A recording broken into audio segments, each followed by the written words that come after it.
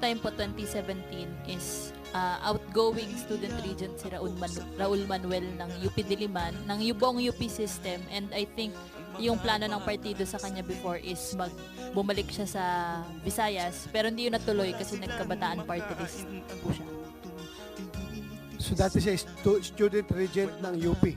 Yes po, 2017 is magkasama kaming nagre-recruit sa UP. Siya as student regent, tas ako as alay sining UP. While student regent siya, nagre-recruit siya ng mga kabataan para maging NPA? Yes sir, yun yung tasking niya as member ng Communist Party.